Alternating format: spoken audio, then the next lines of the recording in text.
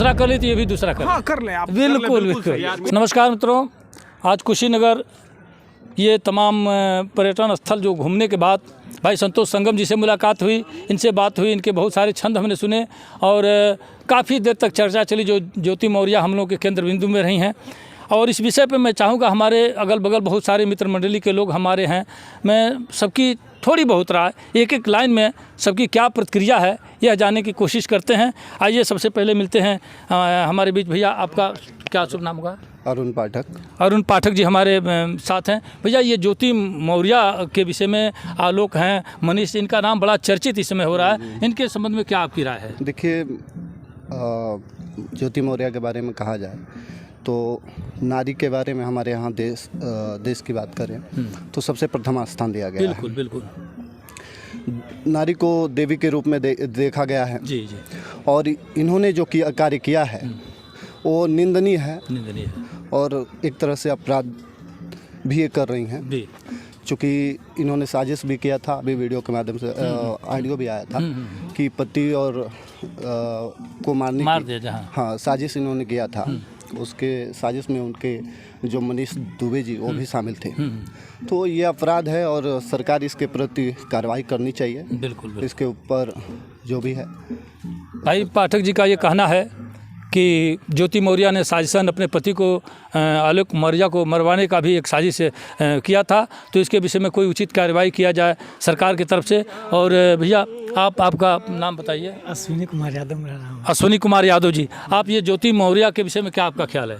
जी, बहुत ही अपरंपरीय घटना है। इसमें ऐसा होना नहीं चाहिए, इसमें जैसे कि आने वाले समय पर बच्चों के संस्कार पर जो आप देखेंगे पिता का और माता का जो हुआ है घटना, तो उससे बच्चों में भी प्रभाव जाता है, बिल्कुल बुरा प्रभाव पड़ेगा। ऐसा करना नहीं चाहिए। और अगर हमारा परिस्थिति ऊंचा हो जाए तो मैं अपने लेवल को, आधार को भूलूं। बिल्कुल बिल्कुल, अपनी औकात नहीं भूलनी चाहिए। यादव जी का कहना है कि अब हम ऊपर उठ जाते हैं तो अपनी औकात को नहीं भूलना चाहिए। और पाठक जी ने अभी कहा यत्र नार्यस्त पूजन्ते रमन्ते तत्र देवता। हमारे हिंदुस्तान में नारियों की पूजा होती रही है, लेकिन ऐसी नारियाँ नहीं जो नाली बन जाए और जिसको हमेशा साफ करना पड़े कुदाल लेकर के। भाई मिश्रा जी आपका क्या राय है? जी, जैसे सोशल मीडिया पे तमाम तरह की प्रतिक्रियाएं आ रही हैं, मैं उसमें एक आध जगह ऐसा देखा है जिसमें ये कहा जा रहा है कि ज्योति मौर्य नादान है।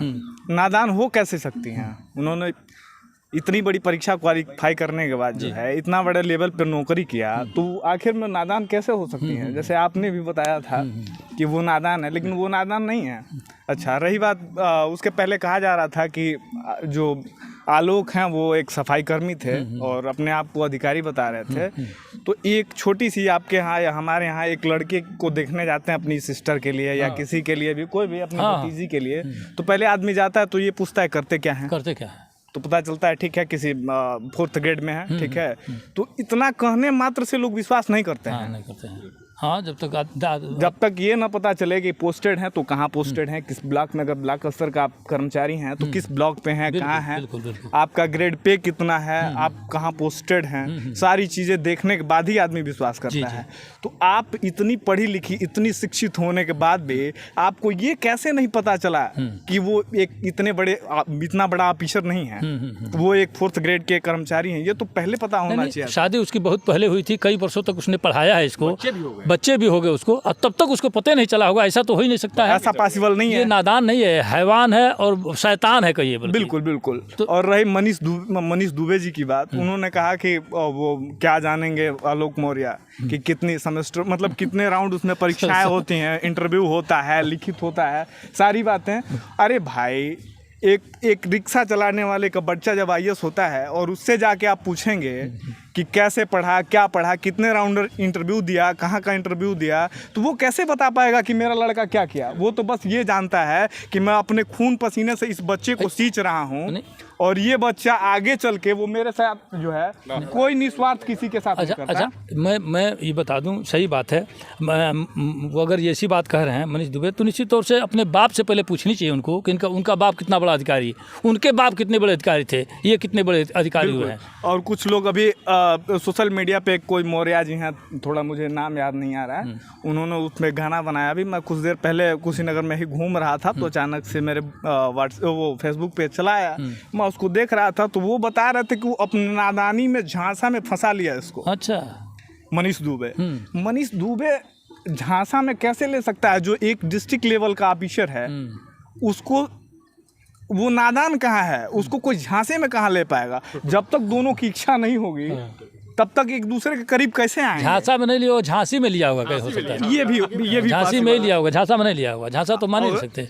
ऐसा होता है तो ये बहुत बड़ा अपराध है, कहीं ना कहीं। अच्छा मिश्रा जी, एक सवाल और आपसे करना चाहेंगे। ये जो तमाम लोग उनके चलते, जो अभी देखा आपने पटना से और इलाहाबाद से, कोटा से, तमाम लोग अपनी पत्नियों को वापस अपने घर बुला लिए हैं, इसके विषय में क्या आपका ख्याल है? देखिए, सबसे बड़ी बात है, जो घर पे परवरिश होता है वो परवरिश पे ही डिपेंड करता है।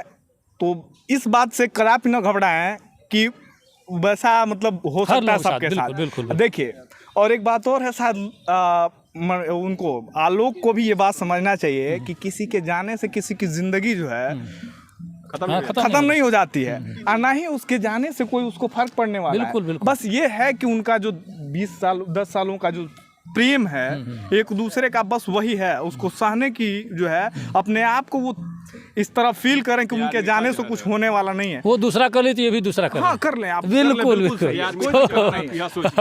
एक गीत बहुत पहले हमने लिखा था, प्यार मीठा जहर पियो सोच के, ना जियबे करी ना मुएबे करी, पिए वाला के ऐसा खुमारी चढ़ी, ना हंसबे करी ना रोइबे करी। तो आज का मैटर और आगे बढ़ाते हैं। और भाई संतोष संगम जी, जिनके तमाम सारे छंद हमने सुने हैं अभी। भाई संगम जी, अब अंतिम प्रतिक्रिया अपनी बताइए, क्या आपका ख्याल है? देखिए, ख्याल बस यही है कि हमारी मर्यादा का हनन हो रहा है। अगर माँ बाप इतने उम्मीद के साथ, विश्वास के साथ, या माँ बाप या पति जो भी हो, इतने विश्वास के साथ हम बाहर भेजते हैं बच्चियों को, तो उन्हें भी अपने माँ बाप के मर्यादा का ख्याल रखना चाहिए। बिल्कुल। मान मर्यादा ही हमारी सब कुछ है। कम से कम इनकी भावनाओं का ख्याल रखा जाए। और दुनिया में देखिए सर, जीने के लिए ये भारत देश है। भारत देश में सत्यन सूर्या भी हुई हैं, ऐसे ऐसे महान एक विभूतियाँ हैं। गणिका भी हुई तो हुई है। हाँ। गणिका सुगा पढ़ाकर गणिका। लेकिन ये भी सही है सर, उस समय में वो भी थी, सुपनखा भी थी, जो खुलचारी मार रही थी बार बार। तो उसी में कि एक ये है, उस समय वो थी और इस समय ये है। ज्योति है, नाम कितना प्यारा सा, ज्योति, प्रकाश देने वाली, और वो आलोक, दोनों इतना कॉम्बिनेशन देखिए, आलोक और ज्योति, अंधेरा ही अंधेरा छा गया पूरे जीवन में। तो नाम दोनों का इतना प्यारा, आलोक नहीं मिटने वाला। आलोक का मतलब ही प्रकाश होता है और ज्योति का मतलब ही प्रकाश ही होता है। और दोनों लोग अंधकार कर दिए, दोनों तो नहीं अंधकार के, एक ही ने अंधकार कर दिया पैदा। मैं पुनः एक बार इस वीडियो के माध्यम से सारे मित्रों तक ये अपनी व्यथा पहुंचा रहा हूं, जिन लोगों ने पटना, इलाहाबाद सहित तमाम इंस्टीट्यूट से अपनी औरतों को जो लोग वापस किए हैं। मैं सबसे निवेदन करता हूं मित्रों, ऐसा कतई नहीं करें, विश्वास करें अपने पत्नियों पर, बेटियों पर विश्वास करें, और बेटियां भी इसका पालन करें। बिल्कुल, बेटियां भी। मैं चाहता हूं कि ये रास्ता रुके नहीं तो आने वाले समय में ऐसा हो जाएगा, बहुत बड़ा खतरा कि बहुत सारे लोग ऐसे हैं जो अपने बच्चों की शादी जो कर रहे हैं नौकरी वाली बेटियों से नहीं कर पाएंगे। तो मैं आइए इस वीडियो को यहीं पर ब्रेक करते हैं, अगले वीडियो में मिलते हैं। अपनी प्रतिक्रिया हमारे पास तक भेजिएगा और वीडियो अच्छे लगे तो तमाम मित्रों तक शेयर करिएगा। बहुत बहुत धन्यवाद, नमस्कार।